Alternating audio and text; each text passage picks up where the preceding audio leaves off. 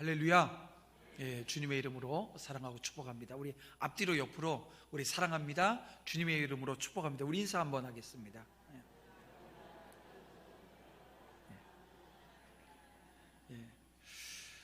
사랑하고 축복하는 우리 교우 관계, 또 이것을 통해서 하나님께서 영광 받으시고, 또 오늘 우리의 삶에 하나님의 말씀이 임해서 오늘 우리가 더욱더 믿음의 길 한 걸음 더 내딛는 은혜가 있기를 원합니다. 오늘 우리 함께 읽은 말씀을 통해서 광야에서라고 하는 제목으로 말씀 함께 나누고자 합니다. 좀 전에 광고했고 또 우리 장로님께서 기도도 해주셨지만, 지난 2주간 저와 저희 집사람 우리 성도님들이 보내주셔서 튀르키예 그리고 그리스 이 성지순례를 다녀왔습니다. 이 과정이 되게 힘들더라고요.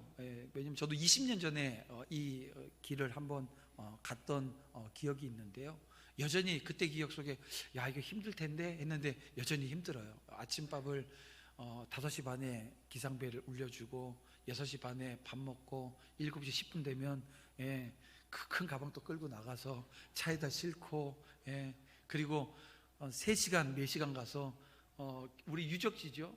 우리 신앙에 담겨 있는 건데 가면 다 돌무더기밖에 없고, 그리고 다시 또 3시간 4시간 가면 점심을 주는데 아침 6시 반에 먹었는데 점심을 2시에 줘요. 배를 쫄딱 옮기고 저녁은 일찍 주겠지, 아니요, 저녁을 9시 10시에 또 주는. 야 이거 되게 힘들겠구나. 그래서 제가 이번 일정을 통해서 이 뭐 힘든 과정이죠. 그러니까 제가 원래 두 끼 먹는 사람이요, 안 먹으면 안 돼서 지금도 지금 부은 게 아니고요, 살쪄 왔습니다. 아침 먹고 빵빵하게 먹는 거예요. 왜냐하면 2시에 밥 먹을 거니까. 뭐 그렇게 해서 2주간의 시간을 보내고 왔는데, 참 저에게는 특별한 시간이었습니다. 왜냐하면 새벽 예배 시간을 통해서 우리 요한계시록 말씀 보고 있잖아요. 88세의 노사도 요한이 하나님께 이 계시의 말씀, 그 말씀을 받았던 그 장소를, 이 반모섬입니다. 이 반모섬을 저번에는 못 갔는데 이번엔 갔거든요. 가서 근데 이게 너무 손살같이 그냥 막 지나가고, 또 그리스 우리 아주 젊은 여자인데요, 첫 가이드 하는 날이에요.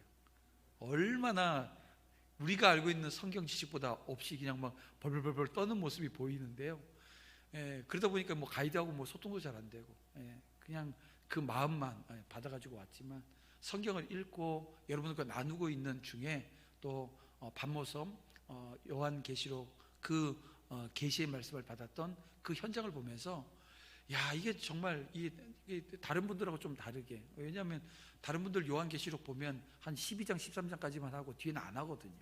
제가 뒤를 지금 보고 있는데, 그 계시 말씀을 받으면서 똑같이 뜨거운 마음으로 하나님께서 위로하시며 세워주시는 은혜의 역사를 이 과정을 통해서 얻었겠구나 라고 하는 것을 보니까 막 힘이 나는 거예요. 하나님이 주시는 말씀에 더 귀 기울이게 되어지고, 우리가 계시록 보면서 처음에 봤던 것처럼 듣고 지켜 행할 때 하나님의 축복이 임하는데요, 그 축복의 말씀이 오늘 우리에게도 다시 주어질 것을 주목하게 되었습니다. 여러분, 복음을 전하는 자리에 있는 사람들, 이 복음으로 이 세상에 하나님이 정하신 답, 계획하신 그 답을 주고자 하는 자의 삶에는 여러분 늘 이 광야라고 하는 삶의 자리가, 이 훈련의 과정이 있다는 것입니다. 그리고 그 광야에는 절대 외롭지 않고 사명 감당하며 나아갈 때 임하게 되어질 성령의 위로가 넘치는 곳이기도 합니다. 그래서 제가 어제 저녁에 다시 이 말씀을, 여러분들과 나눌 말씀들을 정리하고 다시 보면서 갑자기 찬양 하나가 생각이 나는 거예요. 광야를 지나며 라고 하는 찬양인데요, 제가 불러드리면 참 좋은데 어떻게 한번 불러드릴까요? 깜짝 놀라실 것 같아서 부르지 못하고 제가 가사만 여러분들에게 읽어드리겠습니다. 왜 나를 깊은 어둠 속에 홀로 두시는지, 어두운 밤은 왜 그리 길었는지, 나를 고독하게, 나를 낮아지게, 세상 어디도 기댈 곳이 없게 하셨네. 광야에 서 있네. 주님만이 내 도움이 되시고 주님만이 내 빛이 되시는 주님만 내 친구 되시는 광야, 주님 손 놓고 단 하루도 살 수 없는 곳 광야에 서 있네. 주님께서 나를 사용하시려, 나를 더 정결케 하시려 나를 택하여 보내신 그곳 광야, 성령이 내 영을 다시 태어나게 하는 곳 광야에 서 있네. 뒤에도 가사가 더 있는데요, 여러분, 그 광야는 이런 곳입니다. 다윗이 그 광야에 서 있었고, 제가 이번 그 성지순례를 하면서 요한이 서 있었던 곳, 사도 요한 그 노사도가 서 있었던 그 광야, 그리고 그 복음의 열정, 선교의 열정, 그 열정으로 아주 긴 여정입니다. 제가 아까도 말씀드렸지만 버스 한 번 타면 3시간 4시간, 제가 마지막 빌립보에서 국경을 넘어서 그 이스탄불로 넘어오는데도요 7, 8시간이 걸려요. 그러니까 하루 종일 그냥 차만 탔습니다. 근데 그게 순례길이요, 거예요. 순례길. 왜냐하면 사도 바울이 그 길을 통해서 복음을 전하기 위해서 갔던 그 길을 갔으니까요. 여러분, 그 여정이 광야였다는 것입니다. 하지만 여러분, 이 광야가 여러분 어떤 의미입니까? 여러분, 어떻게 복음으로 답해야 될 것인가? 사도 요한이 그랬고, 바울이 그러했고, 지금 오늘 우리가 함께 읽어나가는 이 다윗의 여정 또한 동일했습니다. 복음으로 답하는 자리, 그 자리에 서 있었고요. 그래서 그 답하는 자리에 서 있었던 그 믿음의 선진들의 모습을 보면서 오늘 이 시간, 나는 지금 어디에 서 있는가? 내가 서 있는 이 자리는 어떤 곳인가? 라고 하는 것을 다시 한번 묻지 않을 수 없어요. 여러분, 지금 여러분은 어떤 광야에 서 계십니까? 그리고 어떤 은혜를 그 광야에서 여러분 체험하시나요? 어떤 기대가 여러분의 삶의 자리에 있으시냐고 제가 묻는 겁니다. 여러분, 다윗이 광야에 선 것은 그가 무엇을 잃어버려서 서 있는 자리가 아닙니다. 아니면 또 이렇죠, 이 광야를 통해서 무언가를 얻겠다고 서 있느냐, 그것도 아닙니다. 단지 지금 다윗이 광야에 서 있는 것은 하나님의 뜻을 쫓아 서 있어요. 요한이 그러했고, 바울이 그러했고, 그 초대교회 믿음의 선진들이 서 있었던 그 자리는 하나님의 뜻을 쫓아 서 있는 자리였습니다. 바울의 일정을 거꾸로 봤거든요. 왜냐하면 배를 타고 밑에 쪽에서 반모섬을 통해서 넘어오다 보니까 아테네, 고린도, 그리고 빌립보로 가는 그 여정 가운데 서 있었습니다. 그런데 여러분 보세요. 그 믿음의 선지들이 서 있었던, 하나님의 뜻을 쫓아 서 있었던 그 자리. 근데 하나님의 뜻은요 언제나 분명합니다. 명료합니다. 흔들리지 않습니다. 여러분, 그 자리에 저 여러분이 서 있음을 기억했으면 좋겠어요. 그리고 하나님께서 나를 붙들고 2000년 전에, 3000년 전에, 4000년 전에 하나님께서 우리 믿음의 선지들을 붙들고 계셨던 것처럼 저와 여러분도 하나님의 붙들림 속에 있음을 기억하게 되어지면, 오늘 우리가 이 광야와 같은 이 세상 속에서 내가 외롭지 않고 내가 분명한 하나님의 뜻을 발견하고 그 뜻 가운데 서게 되어지는 은혜 역사 분명히 있음을 여러분 기억하시길 바랍니다. 제가 이렇게 서론에 이 광야에서라고 하는 이 광야에 대한 이야기를 여러분들과 나누는 것은, 이 광야에서 이 다윗이 세워지고 다윗이 하나님의 뜻을 발견해서 그 뜻을 이루어 나가는 과정 중에 있습니다. 여러분, 이 사무엘서 저자는 오늘 본문을 통해서 우리에게 무엇을 얘기합니까? 하나님의 시각으로는 다윗이 이미 이스라엘의 왕이라는 거예요. 그래서 지금 눈에 보이는 왕은 사울이지만 이 사울을 죽이지 않아도 된다는 거예요. 왜냐하면 지금 분명한 것은 지금 이 자리에 서 있는 다윗이 왕이라고 하는 것. 왜요? 자, 오늘 본문엔 사울이 실제적으로 다윗에게 항복해요. 자신이 왕이 아니라고 하는 것을 선포하고 있습니다.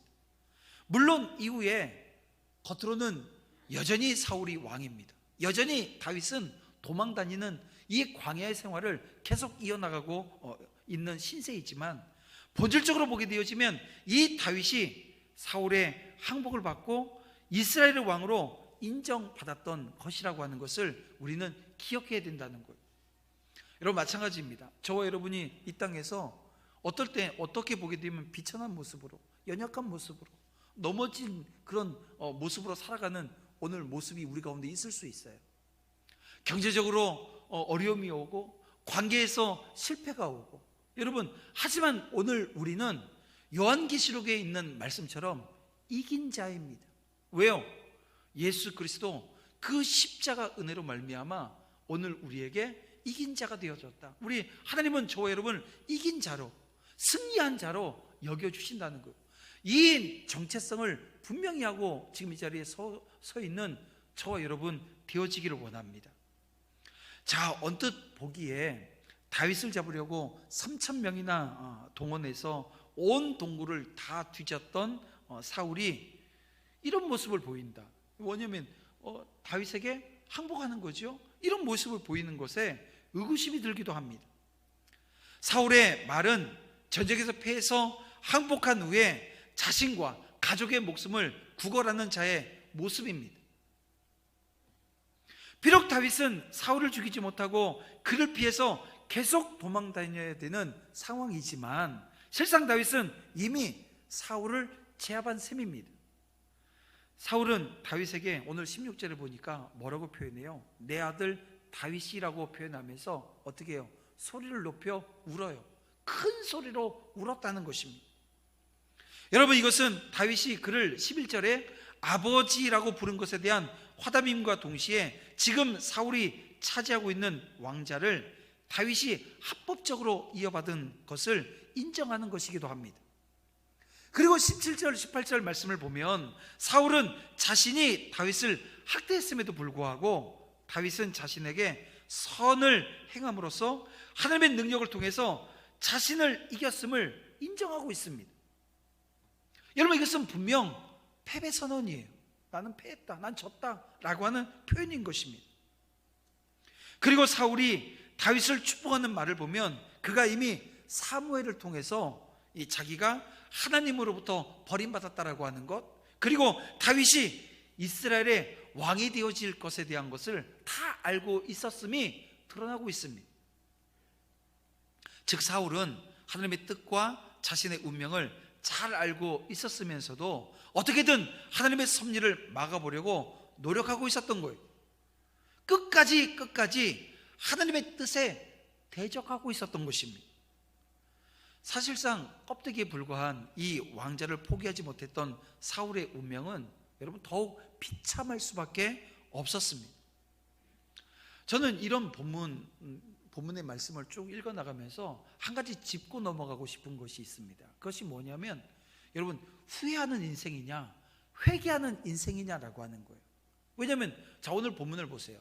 이 지금 사울이 하고 있는 이 모든 이 말들, 15절 16절 뭐 이렇게 쭉 넘어가면서 이 고백하고 있는 말이 여러분 귀엔 어떻게 들립니까? 진정성 있게 들리십니까? 아니면 진정성에 쏙 빠진 또 가식적인 모습인가요? 진정성 있게 들려요. 왜냐하면 진짜 울면서, 왜냐하면 지금 어떻게 보면 그렇게 진정성 없게도 볼 수 있겠죠. 상황을 놓고 보면. 왜냐하면 3,000명이나 동원을 해서 이 다윗을 잡으려고 했는데 잡지 못하고 어떻게 했어요? 자기 옷깃이 잘렸어요. 무슨 얘기냐면 다윗이 사울을 어디에 지금 세우는 거예요? 법정에 세우는 듯한 모습을 보입니다. 법정에 있어서 나는 이 사람에게, 이 사울이 나를 죽이려고 했지만 나는 죽이지 않았어요, 죽일 수 있었지만 죽이지 않았어요 라고 하는 이야기를 해요. 근데 그 법정엔 몇 명이 있습니까? 다윗을 쫓는 600명, 사울을 쫓고 있는 3,000명, 엄청난 사람들이 서 있는데요, 이 3,000명이 흔들리기 시작하는 거예요, 이 장면 속에서. 왜냐하면 자기의 주왕인 그 왕인 이 사울이 다윗에 의해서 죽을 수 있었는데 다윗이 죽이지 않았어요. 왜요? 하나님이 기름 부어 세운 왕이기 때문에 죽이지 않았다. 이거요 간단한 문제가 아닙니다. 사울을 쫓고 있는 그 사울의 군대가 군인들이요 이런 거죠. 명령에 의해서 어쩔 수 없이 다윗을 찾고 있지만 그 개 중에는 야, 이거 지금 이거 다윗을 찾는 게 맞아? 그리고 다윗을 찾으면 어떻게 돼요? 자기는 그냥 그냥 승진하는 거예요. 그러니까 신분이 바뀔 수 있는 엄청난 이 땅에서의 축복이 임할 수 있어요. 그런데 한편 이 하나님이 기름 부어 세운 다윗을 이렇게 쫓아 죽이고자 하는 게 부담이 되거든요. 근데 갑자기 다윗이 나타나서 왕의 옷깃을 들고 내가 죽일 수 있었지만 죽이지 않았어 라고 하는 것이 지금 이 상황을 완전히 뒤집어 놓을 수 있습니다. 그래서 이 사울이 지금 연기하는 것으로 볼 수 있어요. 그런데요, 그렇지 않아요. 진짜 지금 인정하는 것으로 봐야 하는 게 맞습니다. 그럼에도 불구하고 여기에 결여되어진 것이 있다는 거예요. 그래서 바로 이 사울이 자기 죄에 대한 자복입니다. 자, 오늘 진정성 있는 이야기를 지금 사울이 하고 있어요. 그런데요, 여기는 빠진 게 자기 죄에 대한 자복이 빠져 있다는 것입니다. 여러분, 다윗도 범죄했죠. 어떤 범죄를 했습니까?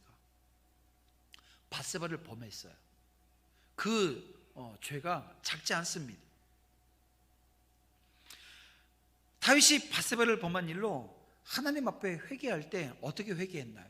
여기에 대한 내용이 시편 51편에 고스란히 담겨 있는데요, 특별히 이 시편 51편 4절 말씀을 보면 이렇게 기록하고 있습니다. 내가 주께만 범죄하여 주의 목전에 악을 행하여 싸우니 라고 말씀하고 있습니다.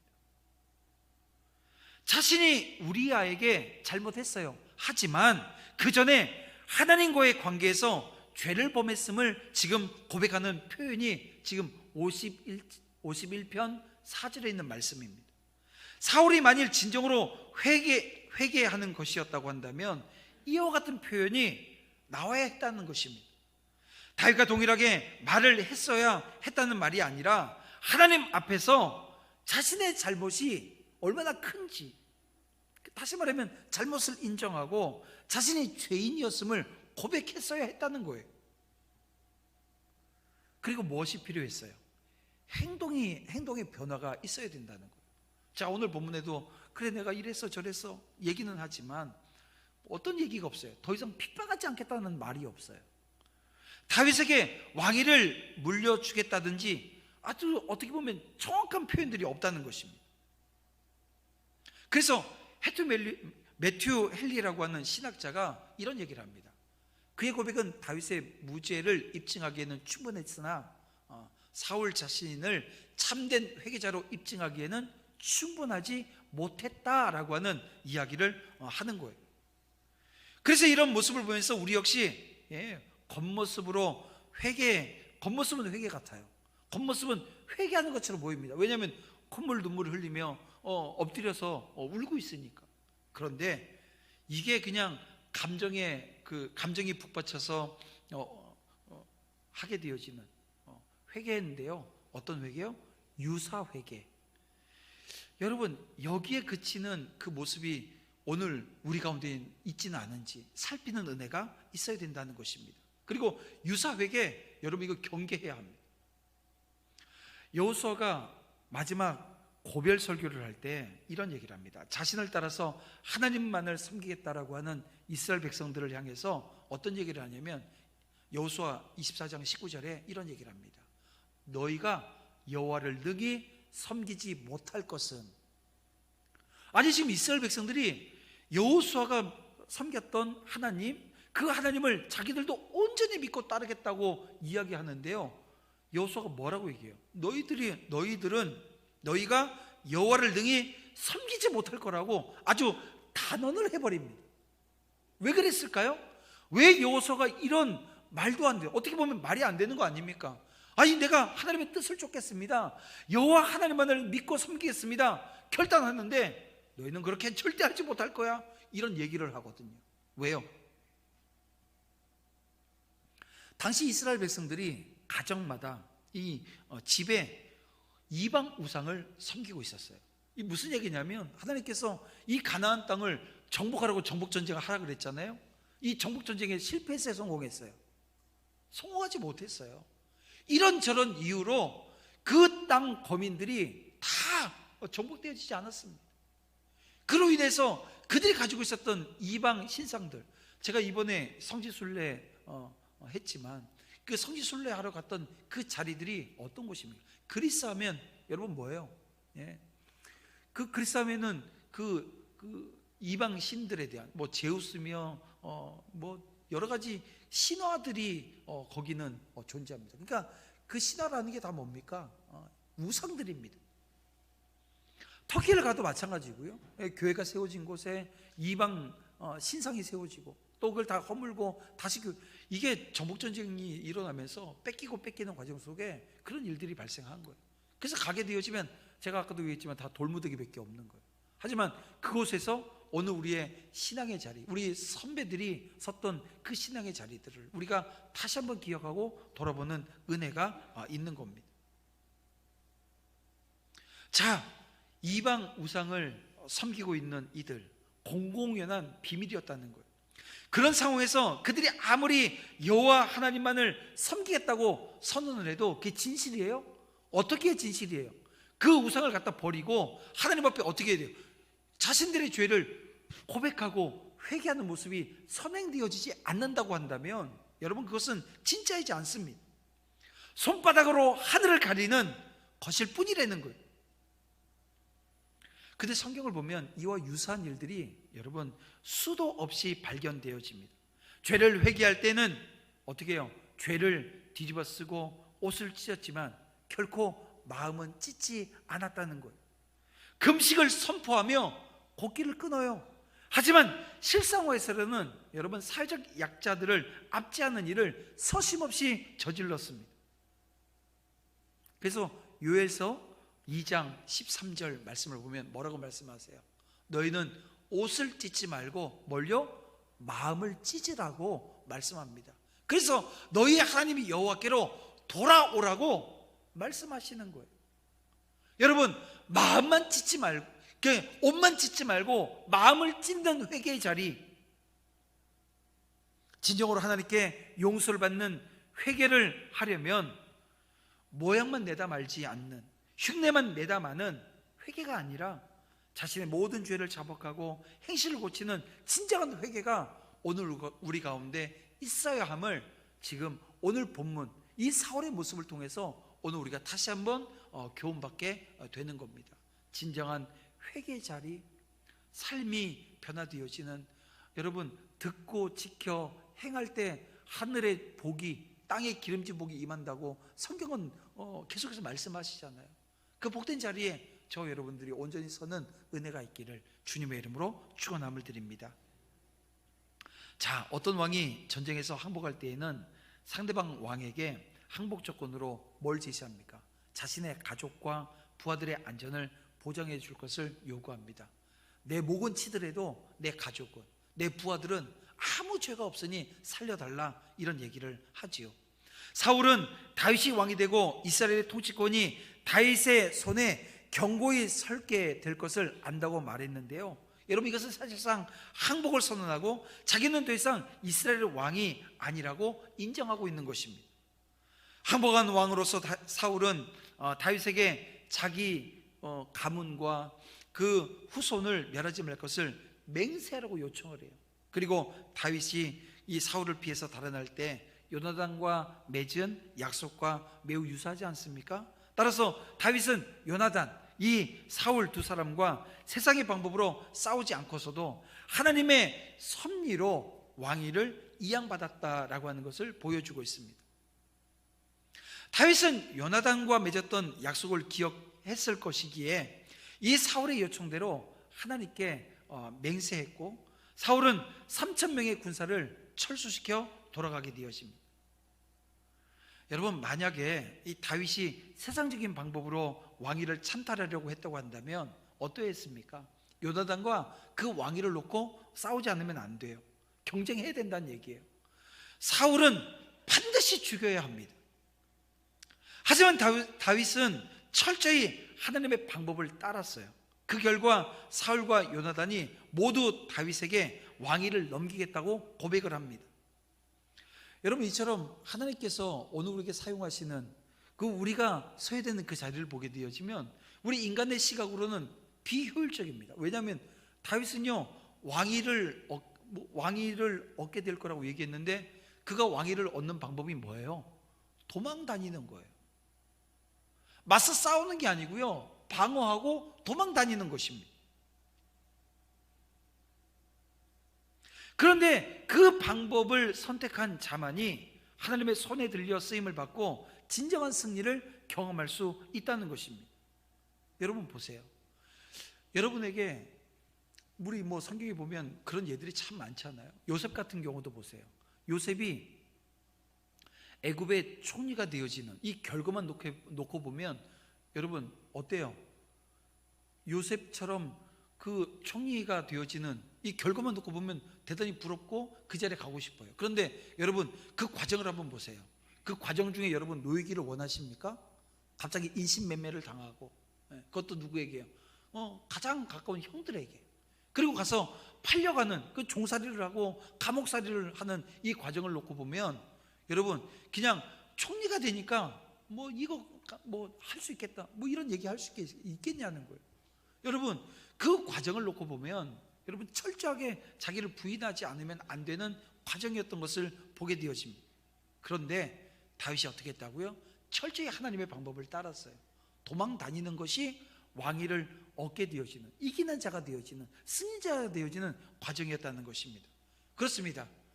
다윗은 승리자였어요. 그는 악을 악으로 갚지 아니하고 악을 선으로 이긴 진정한 승리자였습니다. 여러분 사울이 다윗에게 행한 악이 얼마나 큰 것입니까? 다윗은 사울 자신과 이스라엘을 구한 영웅이었습니다. 뿐만 아니라 이 사울이 악신에 시달릴 때 어떻게 했어요? 그 옆에서 이 수금을 연주해줘요. 그의 마음을 달래주기도 했습니다. 말하자면 이 사울에게 있어서 다윗은 큰 은인이었습니다. 그러나 사울은 다윗을 시기해요. 그래서 여러분 우리가 신앙생활을 하건 우리 서 있는 삶의 자리에서 여러분 시기라고 하는 게 얼마나 자기 자신을 힘들게 하고 억누르는 그 과정인지 여러분 잘 이해하셔야 됩니다. 시기라고 하는 게요 작지 않습니다. 이 시기는 사람을 죽일 수 있는 그런 그 위험성이 있어요. 왜냐하면 이 사울이 다윗을 시기했을 때 그를 죽이겠다고 혈안되어져 있었던 모습을 우리는 성경을 통해서 보잖아요. 그는 다윗이 자신을 위해서 수금을 타고 있을 때 어떻게 했어요? 단창을 던져 죽이려고 했어요. 자기 딸과의 결혼을 미끼로 이방인들의 손을 빌려서 죽이려고 했던 것이 사울이었습니다. 그리고 나중엔 자신의 군사를 동원해서 죽이려고 합니다. 그런데 다윗은 단 한 번도 사울에게 대항한 적이 없습니다. 그는 사울이 박해하면 그저 피할 뿐이었습니다. 그는 사울을 죽일 기회를 만나요. 그때에도 그에게 은혜를 베풀며 살려 보냅니다. 그 결과가 바로 오늘 본문입니다. 즉 사울이 다윗의 승리를 인정하는 거예요. 다윗은 선으로 악을 이긴 것입니다. 여러분 우리 성도들의 승리의 방식이 어떠해야 될까요? 이와 같아야 된다는 것입니다. 성도는 선으로 악을 이기는 싸움을 해야 된다는 것입니다. 여기 이것에 대한 모범을 보여주신 분이 바로 우리 주님이세요. 여러분 베드로전서 2장 23절 말씀을 보면 이렇게 말씀합니다. 욕을 당하시되 맞서서 욕하지 아니하시고 고난을 당하시되 위협하지 아니하시고 오직 공의로 심판하시는 이에게 부탁하시며 공의로 심판하시는 자에게 부탁하셨다고 말씀하고 있습니다. 사실 우리 주님은 십자가 달려 죽으시는 순간에도 자기를 못 박는 자들을 위해서 기도하시기까지 하셨습니다. 즉 주님은 악에 대해서 악으로서가 아니라 여러분 도리어 선으로 대항하신 것입니다. 어쩌면 이렇게 다윗과 우리 주님의 싸움의 방법이 동일한지 모르겠습니다. 또한 다윗이 선으로 사울을 무릎 꿇게 하였듯이 오늘 우리 주님도 선으로 땅 아래에 있는 모든 자들로 당신의 이름에 무릎을 꿇게 하셨습니다. 우리 또한 선으로 악을 대항하면 반드시 최후 승리를 거두게 될 것을 이 교훈받게 되어집니다. 그렇습니다. 최후 승리는 선을 행하는 자들의 것임을 여러분 믿으시길 바랍니다. 악을 행하는 자들이 의로운 자들을 핍박함으로써 그들이 승리하는 것처럼 보여요. 하지만 그것은 잠시일 뿐입니다. 악은 결탄코 여러분 선을 이기지 못함을 여러분 믿으셔야 합니다. 왜냐하면 이 세상 만물의 주권자이신 하나님께서는 선하신 분이시기 때문에 그렇습니다. 그래서 바울은 우리를 향해서 권고하기를 로마서 12장 17절 아무에게도 악으로 악을 갚지 말고 모든 사람 앞에 선한 일을 도모하라. 계속해서 이 21절 말씀에 악에게 지지 말고 선으로 악을 이기라 이렇게 권고하고 있습니다.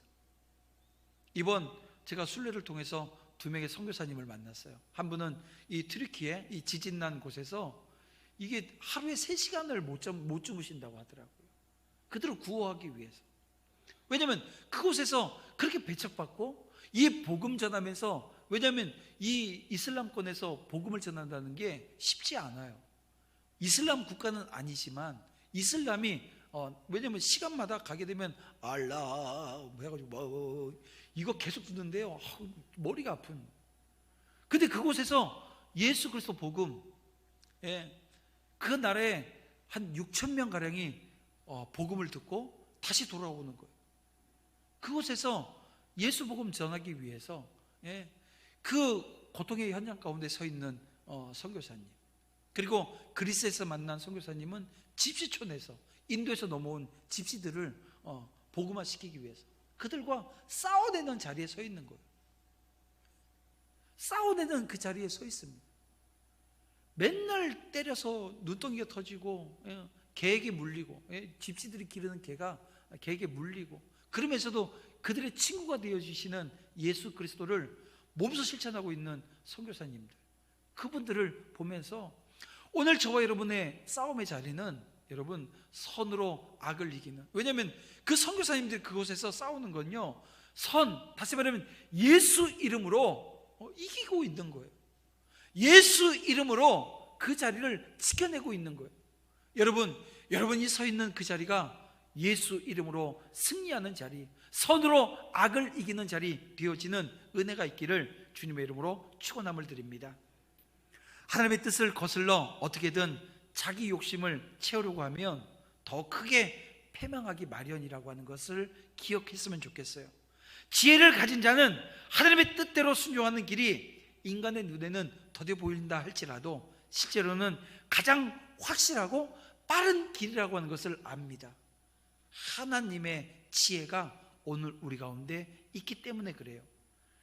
우리도 영적인 전투, 매일매일의 삶의 자리가 영적인 전쟁이고 전투의 현장입니다.